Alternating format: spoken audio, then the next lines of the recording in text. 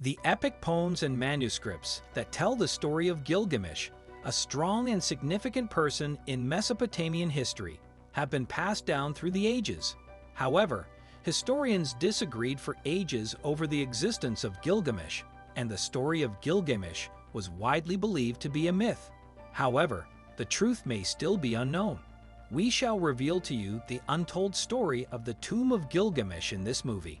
Using cutting-edge technology to excavate beneath the desert, Jorg Fassbinder and his group of archaeologists discovered an entire ancient city that was strikingly constructed in a manner similar to the depiction of Uruk, the city that Gilgamesh was said to have governed in the myth, because of the homes, farms, gardens, and extremely sophisticated system of canals. Archaeologists called the site Venice in the desert. Crucially, archaeologists discovered the ancient ruler's tomb outside the old city, where they believed to be a burial spot. As he said, "I cannot confirm that it was King Gilgamesh's tomb, but it resembles the one described in the epic." Emily, a significant find among the Assyrian monarch's remains, was made by English historian and archaeologist Henry Layard. In 1849, Ashurbanipal discovered a strangely written clay tablet that was thousands of years old inside his library in northern Iraq. By the early 1850s, another 15,000 tablet pieces bearing the same bizarre lettering had been found. After being transported to the British Museum, experts were able to read these tablets for decades. Banknote engraver George Smith made his breakthrough in the 1870s. The museum employees hired George Smith in 1866. They suggested that he start translating Austen Henry Layard's 15,000 pieces.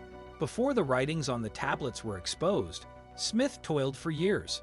Smith was shocked to learn about an incredible story. The tablets documented a deluge that wiped out all save one human race. In 1875, Smith published thorough translations of his research. Without realizing it, he was interpreting the oldest epic ever written, the Epic of Gilgamesh. In 1876, Smith passed away at the age of 36. Scholars have carried on Smith's labor for decades, generations, and even to this day, interpreting an increasing number of tablets and gradually exposing the epic's whole narrative. The interesting story of the ancient Mesopotamian king who ruled Iraq thousands of years ago is told in the Epic of Gilgamesh. Enkidu was created by the gods to serve as a lesson to him about tyranny. Following a draw in which neither man was superior to the other, the two men become great friends and set out on a number of adventures that are chronicled in the epic. Gilgamesh searches for eternal life after Enkidu dies, and this is once more documented. Born to a goddess and a man, Gilgamesh was 1/3 human and 2/3 heavenly. He was 17 feet tall and had superhuman strength, stamina, and intelligence. The finding of his grave in 2003 may have rocked the foundations. If archaeologists could just crack open his grave, just think of what they could find. Was the 17-foot-tall skeleton in Gilgamesh's tomb and the giant himself? If Gilgamesh's tomb were to be opened, what records of his totality of wisdom about all things may be buried with him? The U.S. government deployed a team from U.S. Immigration and Customs Services, the FBI, and the CIA to visit the facility in response to international pressure. The organization was led by Colonel Michael Bogdanos, a former Columbia University graduate in ancient studies, lawyer, and Marine commander. Bogdanos and his team were taken aback. They discovered that someone else had gained entry before them as they descended further into the museum's subterranean.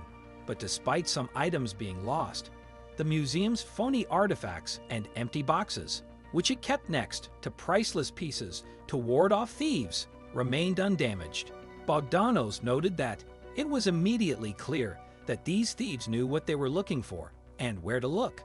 The thieves failed to take anything from the most priceless items, which included thousands of old gold and silver coins.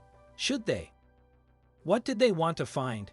In the 1920s, strange tales of the discovery of an ancient technology that made no sense at all came from Iraq to governments all around the world. Because people could teleport via it, it was dubbed a stargate. Such rumors were commonplace in Iraq. The idea progressively faded from favor. There were rumors in the 1980s that Saddam Hussein had found the Stargate again and was working on figuring out how to make it function. By the end of the 1990s, U.S. officials feared that Saddam might be getting close to figuring out how to use the Stargate, which would enable him to travel to far-off places in an instant, potentially make contact with extraterrestrials, and acquire their advanced extraterrestrial technologies. Australian historian Dr. Michael Salla teaches at American University in Washington, D.C., authored a scholarly paper right after the invasion of Iraq, claiming that the war was started because of the Iraqi Stargate. Was the Iraq War started by an ancient Stargate? Perhaps there's more to the story than initially thought. In 1991, during the Gulf War, a striking account surfaced in the Russian newspaper Pravda, creating what became known as Iraq's Roswell. According to the report, a Russian colonel stationed in Iraq witnessed an incredible event. The U.S. Air Force allegedly downed a UFO. The colonel was astonished by the crash site. The craft was circular, composed of an unknown material, he described. Among the debris were perplexing objects, a 15-foot diameter vessel with 3 small crew seats, and beings approximately 3 feet tall. However, despite this, Saudi radar operators confirmed no ejections or individuals departing the craft were detected. Questions lingered. Where were the pilots? Where was the craft's engine? Could the Iraqis have recovered these elements before Russian, Saudi, or American teams arrived on the scene? By the end of 2002, a military insider contacted an American radio station to verify claims that Iraq had gathered debris from a purported crash site, aiming to decode extraterrestrial technology. The caller alleged that the U.S. administration feared Saddam's scientists were on the brink of a significant breakthrough and needed to be halted. Several months after this revelation, the U.S. launched an attack on Iraq. Could this have been the actual catalyst for the Iraq War? Nonetheless, the complexities surrounding the U.S. invasion of Iraq suggest there might be deeper reasons beyond what's publicly acknowledged. That's it for now. Please remember to subscribe to and like our channel. Please leave a remark with your opinions. I'm grateful.